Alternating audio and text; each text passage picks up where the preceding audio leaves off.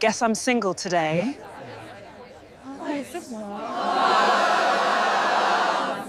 I always believed marriage wasn't about grand gestures. It was about the small moments, the quiet glances, the shared smiles, the unspoken promise that you still choose each other day after day. For years, that's what being with Marina felt like. She was the wild spark, I was the steady calm. It just worked. Until one day it didn't. Before the Brooks garden party, I could feel it. A subtle drift. Marina wasn't cold, not exactly. She was just somewhere else. Her phone had become her second heartbeat. She'd laugh at messages I never saw, smile at conversations I wasn't a part of. I tried to convince myself I was imagining things, that I was being insecure. But when we arrived at the party, that sinking feeling in my stomach got a little heavier. The afternoon sun caught the copper in her hair as she stepped out of the car. She moved ahead of me, effortlessly slipping into the crowd, as if she belonged more to them than to us. Marina always thrived in social settings. She was a butterfly, drifting from group to group with a natural grace, leaving me behind to make polite small talk with Jonas by the grill. I watched her from a distance, trying to shake off the unease. About half an hour later, a burst of laughter erupted from the other side of the garden. It was loud, bright, and unmistakably hers. But something in that sound felt wrong, hollow. I turned my head, searching for the source. And then I froze. Marina stood in the middle of the laughing circle, her friends all around her. She was holding up her left hand, her bare left hand, for everyone to see. Her wedding band, the simple gold ring she cried while placing on my finger on our wedding day, was gone. And then she said it loud enough for half the garden to hear, "Guess I'm single today." The crowd erupted in teasing whistles and amused gasps. Marina just laughed along, basking in the attention like she wasn't a married woman at all. My wife. I didn't move.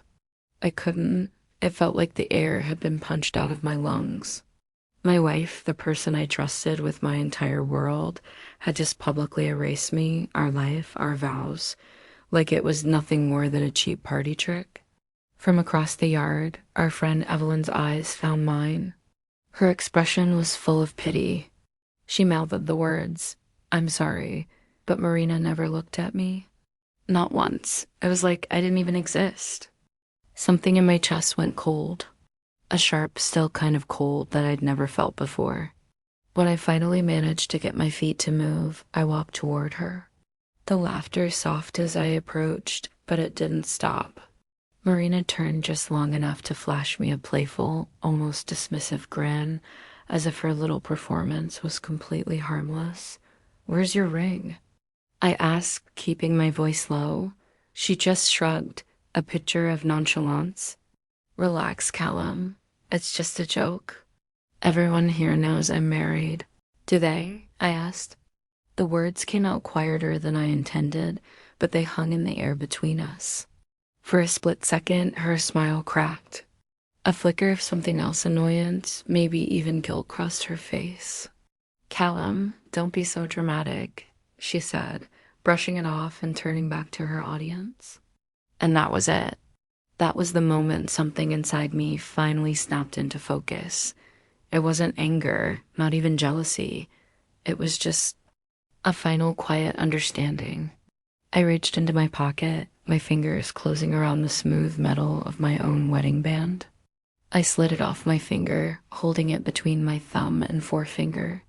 "Maybe you're right," I said calmly, my voice carrying across the now silent garden. "Maybe today I'm single too." The entire party went dead quiet. Marina's grin vanished. The color drained from her face, leaving her looking pale and shocked. Her hand twitched at her side, as if she wasn't too sure whether to reach for me or for the ring that was no longer on her finger. "Callum," she whispered, her voice barely audible. "What are you doing?" "I'm matching your energy," I replied. The guests started to edge back, suddenly uncomfortable. The joke wasn't funny anymore. The spotlight had shifted. "You're embarrassing me?" she hissed, her eyes darting around at our friends. I almost laughed. The irony was suffocating.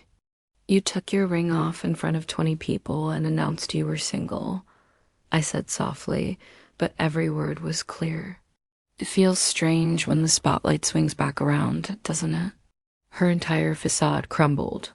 The confident, charming woman was gone, replaced by someone who looked scared and cornered.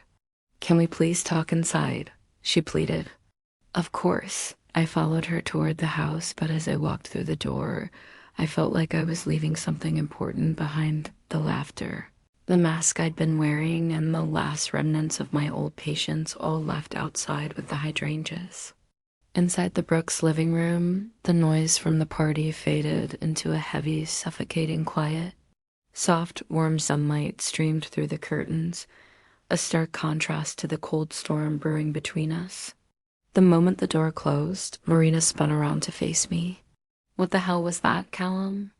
You made me look ridiculous out there?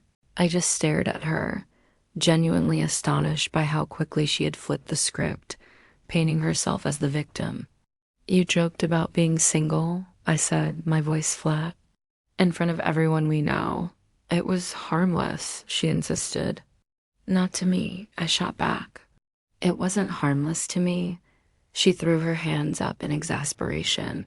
People do playful things like that all the time. It's not a big deal. People who don't value their marriage, maybe. She froze. Just for a second. But it was long enough for the truth of those words to land right between us. You're overreacting, she muttered, resorting to her favorite line, the one I'd heard one too many times. No, I said quietly, the realization dawning on me with painful clarity. I think, for the first time, I'm not. I think I've been underreacting for months. Her eyes snapped up to meet mine. You've been distant, I continued, the words pouring out now. Laughing at your phone, disappearing into conversations I'm not a part of. Acting like being married to me is optional, something you can just put on and take off whenever you feel like it. That's not fair, she whispered, her voice trembling. What's not fair? Expecting you to treat our marriage with a little bit of respect. Expecting you not to take off your ring just to get a cheap laugh from a crowd. Her lips parted, but no defense came out. There was nothing she could say.